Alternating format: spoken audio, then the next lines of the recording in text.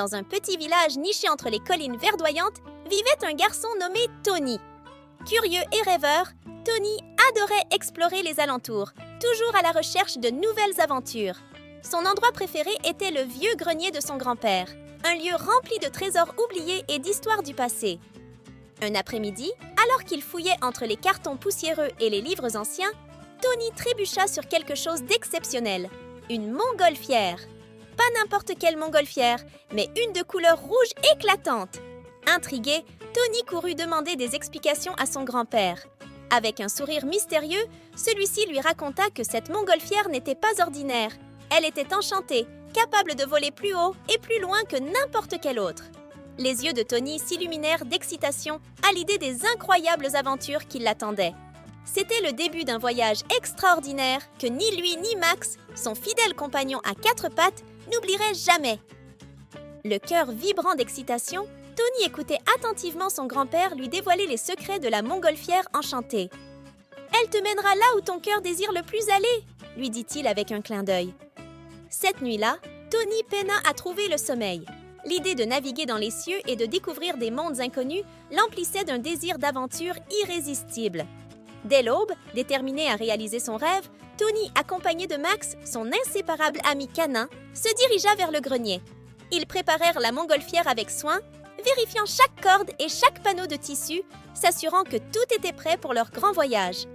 Alors que le soleil commençait à réchauffer l'horizon, ils prirent place dans la nacelle. Tony, le cœur battant, murmura un adieu silencieux au village qui s'éveillait en contrebas. Avec une poussée courageuse, il libéra la montgolfière et ensemble, ils s'élancèrent vers le ciel. Portés par une brise matinale, Tony et Max survolèrent des paysages époustouflants, se lançant dans une aventure qui promettait d'être la plus extraordinaire de leur vie. À peine le village eut-il disparu derrière eux que Tony et Max furent émerveillés par la beauté du monde vu d'en haut. La montgolfière, guidée par un vent doux et capricieux, les emporta au-dessus de forêts denses où les arbres semblaient danser sous leurs yeux. Ils franchirent des montagnes majestueuses, leurs sommets enneigés brillant sous le soleil comme des diamants. Les vallées s'étendaient en dessous, parsemées de lacs miroitants, où le ciel se reflétait dans une harmonie parfaite. Au fil de leur ascension, ils rencontrèrent des oiseaux aux couleurs vives, qui semblaient les saluer de leur chant mélodieux. Max, le nez au vent, profitait de chaque nouvelle odeur, tandis que Tony, les yeux grands ouverts, ne voulait rien manquer de ce spectacle féerique. Soudain, une île apparut à l'horizon, émergeant d'un océan de nuages cotonneux. Cette terre mystérieuse, avec ses forêts luxuriantes et ses plages dorées, promettait de nouvelles aventures. Sans hésiter, Tony orienta la montgolfière vers cette destination inconnue, prêt à explorer l'île et ses secrets cachés. À leur arrivée sur l'île des couleurs, Tony et Max furent accueillis par une explosion de teintes éblouissantes. Chaque arbre, chaque fleur et même les animaux arboraient des couleurs vives et inhabituelles. Les papillons aux ailes irisées dansaient autour d'eux et les oiseaux chantaient dans une symphonie de couleurs sonores. Mais l'île, malgré sa beauté, cachait un mystère. Les habitants leur expliquèrent que la source de leur eau colorée, qui donnait vie à toute cette diversité, avait mystérieusement tari. Sans elle, l'île perdrait bientôt tout son éclat. Emportés par un désir d'aider, Tony et Max se lancèrent dans une quête pour retrouver la source. Ils explorèrent des grottes cachées, traversèrent des forêts enchantées et résolurent des énigmes laissées par les anciens de l'île. Finalement, leur persévérance fut récompensée lorsqu'ils découvrirent la source dans une vallée secrète, simplement obstruée par des pierres. En libérant l'eau, ils rendirent à l'île C couleurs vibrantes. Les habitants, reconnaissants, célébrèrent leur succès avec une fête haute en couleurs. Tony et Max, héros du jour, se réjouissaient d'avoir apporté la joie et la beauté de retour sur l'île des couleurs. Après leur succès sur l'île des couleurs, Tony et Max reprirent leur voyage et atterrirent dans la vallée des rires, un lieu où l'air même semblait chatouiller leurs sens. Dès leur arrivée, ils furent accueillis par des éclats de rire contagieux. Les habitants expliquèrent que les fleurs magiques dispersées à travers la vallée libéraient un parfum qui provoquait la joie et le rire. Intrigués et amusés, nos aventuriers décidèrent d'organiser un grand spectacle pour rassembler les habitants.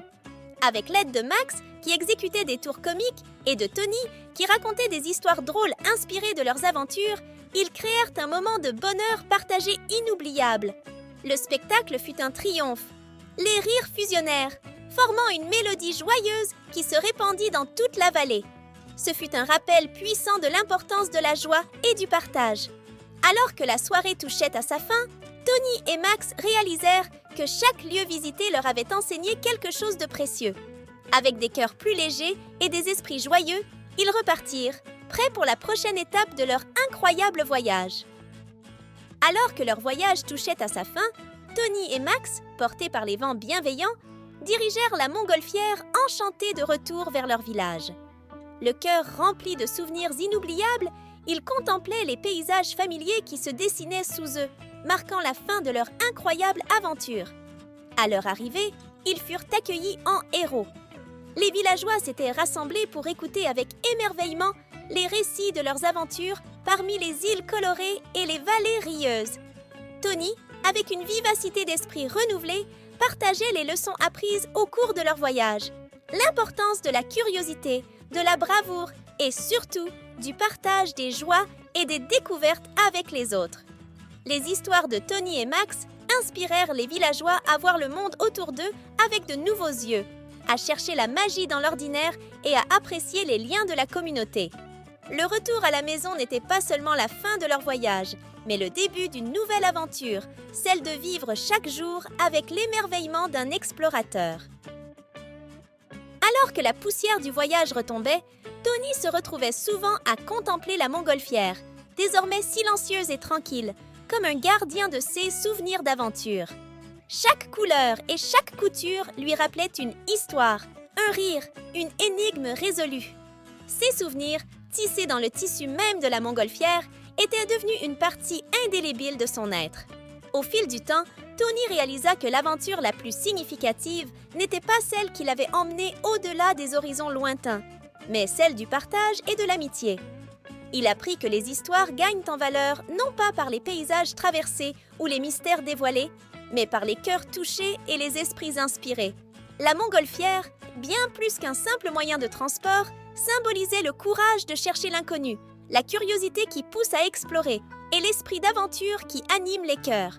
Tony, guidé par ses leçons, s'engagea à vivre chaque jour avec la même passion et la même ouverture d'esprit que celle qui l'avait conduit à travers les cieux, partageant avec tous la magie de l'aventure. Et voilà, notre conte touche à sa fin. Merci d'avoir voyagé avec nous dans le merveilleux royaume des histoires. Si vous avez aimé cette aventure, n'oubliez pas de vous abonner à notre chaîne pour ne manquer aucune de nos prochaines histoires. Vos likes et vos commentaires sont comme des étoiles qui guident notre chemin dans ce royaume magique. Alors, n'hésitez pas à partager vos pensées et vos souhaits pour les prochaines histoires. À bientôt pour une nouvelle aventure féerique.